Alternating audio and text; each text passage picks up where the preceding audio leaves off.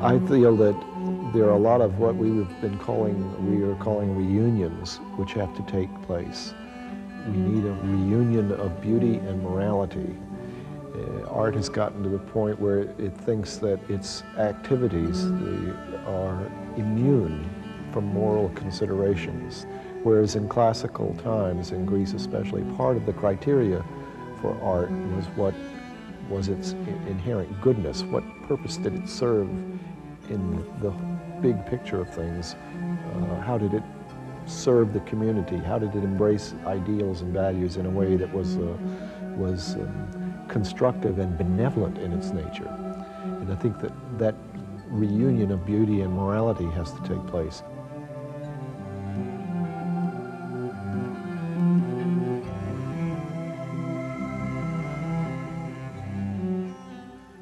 I grew up in Washington, D.C., which is the last city in America where the monument is taken as a very serious and important element of the city. And I grew up in the shadows, literally, of Civil War heroes, politicians, statesmen, galloping horses, you name it.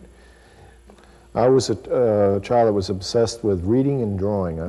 Drawing was my obsession up until my 20s. But I got interested in sculpture when I was 22 or 23, and just did a portrait head of a girlfriend, and was so knocked out by the fact that this was drawing with weight and volume and presence and gravity and all that, and was just completely taken with it, and decided right there on the spot that was it. I'd found it. This was what I wanted to do. I decided I wanted to go and get the best classical training that I could among sculptors, and you couldn't get that, and still can't for the most part, in any school. So I went to work for sculptors. I went to the cathedral. In those days, there was a fairly strong stone carvers union. In the 20s and 30s, it had 400 or 500 members nationwide. At the time I went to the cathedral, there were, I believe, 8 left in the union.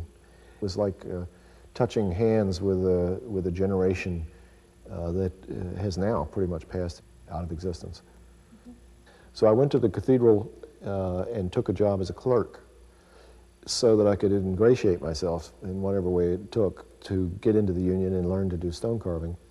And I worked as a clerk for about a year before I eventually accomplished that, and was given a chance to show my stuff as a stone carver.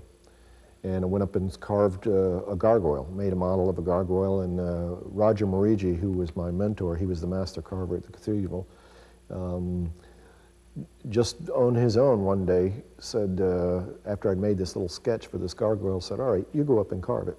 Just dropped the mail carrier, and I was carrying inter-office memos and things around, and I just dropped it and went up and started carving. And the administration of the cathedral just sort of went, oh, all right, and that's how I became a carver. There was a Christmas party, and at the party, Dick Feller started talking about what they finally decided on for the theme of the sculpture of the main entrance or west facade, which at that point was years away from construction. And they wanted to do the creation theme. And they wanted one sculptor to do all of the sculptures so it would have the sense of one hand in the whole thing. The idea of the creation as an ongoing process. Anyway, I heard this and I was just blown away, just bedazzled. And at that very moment decided that's what I'm going to do. And I left the cathedral and opened a little studio in a garage. Had 2 German shepherds for heat, a little fireplace.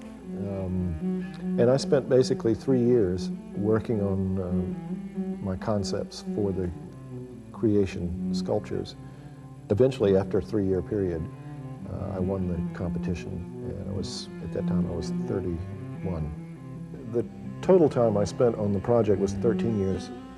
It was a feeling of fulfilling my destiny.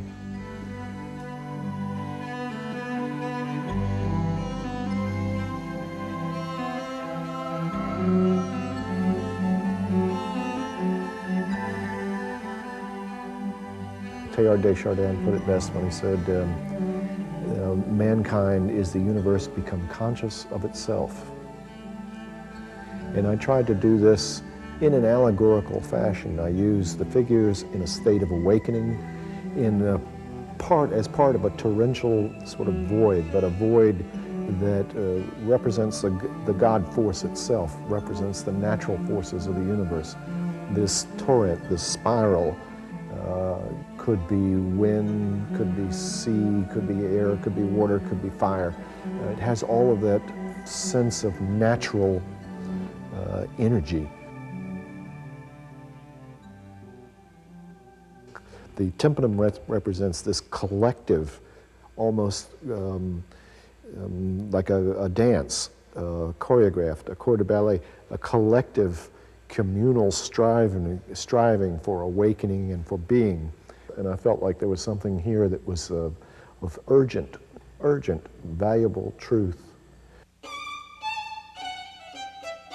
All of the Lucite pieces that I've done are really the offspring of the cathedral work, in that they deal with being and non-being. The difference being that in the cathedral work, the figures emerge from something that's tangible, from a mass of stone. But more beautifully, I think, in a sense, in the Lucite works, the figures emerge and disappear literally. And they emerge from light and disappear into light. And it's a beautiful poetic variation on the creation theme.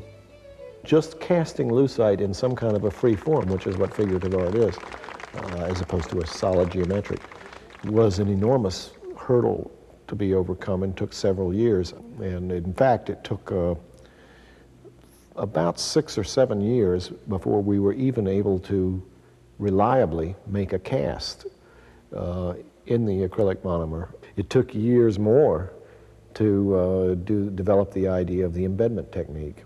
The sculpture is defined purely by light. It's light that the forms move in and out of. It's light that defines a very delicate sense of image. When you do a piece in clay that's going to be for bronze or stone, it's very easy to visualize and understand what it's going to look like with it, if you have the experience in the final form. With Lucite, it's almost impossible. You have certain things that you know will happen, but you really don't know how effective they'll be. They may be spectacular, so you just have to keep making changes on the Lucite piece itself once the model is done, to try to find a way that'll bring it out as lively as you originally had hoped it would be. And there's something about this particular material, Lucite, which has a very watery, warm, flowing kind of quality. In the embedment technique, I can capitalize on all of those fluid, delicate qualities of the material itself and compound them into images that are suggestive of dreams or memories or visions of one kind or another. The cross can portray through the star pattern on the back, the birth, the figure of Christ in the traditional cruciform corpus, crucified corpus, speaks to the death, but the whole nature of the piece and the transparency of the figure and the sense that it's rising speaks to the resurrection. So you have all three of those events that are simultaneously dealt with, and that's something that you can't do in an opaque, solid material, at least that I haven't been able to do, but can do very beautifully in Lucite. Just about the time that I was finishing the tympanum, which was the sort of the heart of all of the other work, even though I had several years more work to do, I started to wonder, well, now what's going to be next for me? What possibly could rival this in importance or significance or public impact? And I thought, God, my life is over. This is ABC News Nightline. Reporting from Washington, Ted Koppel. There is tonight a new statue in place in Washington. It is a part now of the Vietnam Memorial. Getting to know Vietnam veterans and to understand the severity of their experience and the enormity of the sacrifice that they made voluntarily was just a colossal revelation to me. And I was deeply, deeply moved. And building a memorial is making a statement, a final statement about what it meant. So there were a lot of people who had very, very intense feelings about what that statement should be. There are three things I wanted to strongly express in this particular piece. One, the single most important thing that I found that all veterans are unanimous about in their what they brought back from Vietnam that was of value is the brotherhood and the love that they shared for each other in a combat zone. They went into the war thinking they were fighting for their country, and they ended up, of course, fighting for each other. Secondly, this was a young generation of soldiers. The average age killed was 19. I wanted to express that youth. I also wanted to have some of the psychological burdens, some of the tension, some evocation of the kind of ordeal they went through evident in their faces as they gaze at the wall with the 57,000 names. The emotionalism that occurs at the wall is due to the names, that it's so overwhelming, such a mass of names, and seeing it in the sequence that it is, in a chronological sequence as opposed to an alphabetical sequence, is really an ingenious way of driving home the event. But I do think that perhaps when those names become like Civil War names, that the impact will be lessened.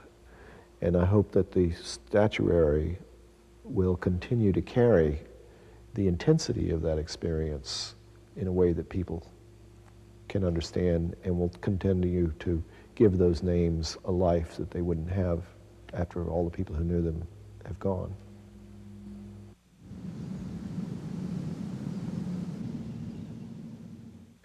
Well, I came to bronze somewhat late in my career. I really was fascinated by stone and then by the acrylics early, and did a bronze because because I had to, because it was the Vietnam, the three soldiers, and that piqued my interest in bronze again, especially these days when patinas have become a very, very sophisticated art form. Bronze tends to be moving and violent and in motion. So it suits me, it suits my temperament, and the things that I've been doing recently have embodied a lot of that kind of modeling that is second nature to me.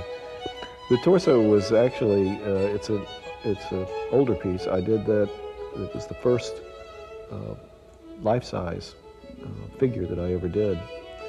And the beauty of the torso is not so much that it is a female nude, but it is a sculptural nude. Making a piece of sculpture is sort of like writing a novel. You have to always remember that it's a story, that what you're doing is not real. And doing a figure like that, it was for me my first big opportunity to do something that had great sculptural beauty to it. The source came about just doing what I like to do, which is sort of toying with maquettes. I like to work just purely on impulse and whimsy when I'm doing a little quick maquette study. I don't draw at all anymore, but I love to work on little thumbnail sketches. A little thumbnail sketch can contain everything that is in a much larger work. The source sat around for a long, long time in the little maquette form before I decided, hey, I really like that, and I think that would make a really beautiful piece for a garden, carrying the crystal orb and having the use of the fountain, just representing the grace and beauty of the abundance of life and nature itself.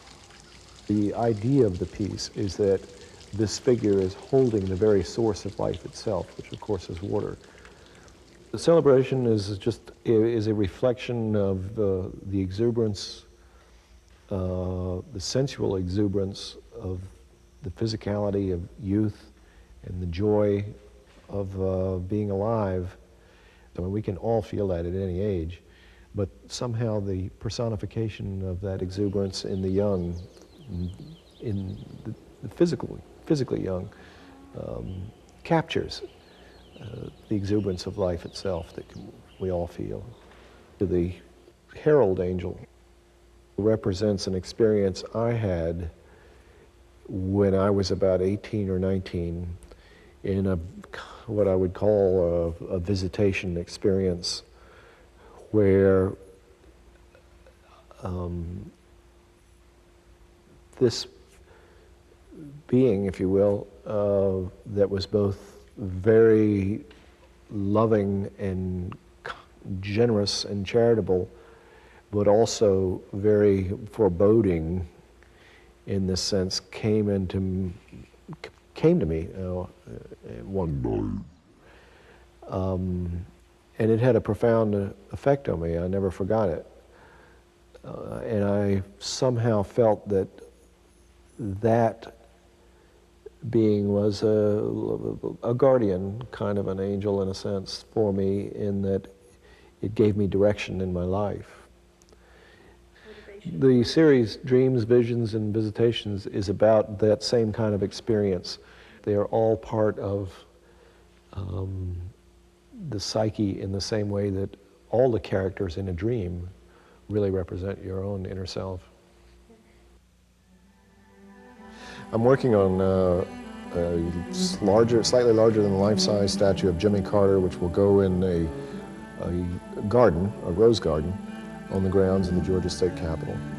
And I'm also working for another Georgian, a statue of Richard Russell, which will be in marble and will go in this rotunda of the Richard Russell Senate Office Building in Washington, D.C. My monumental work and my private work are really all of the same vein, all of the same intent, and all of the same desire.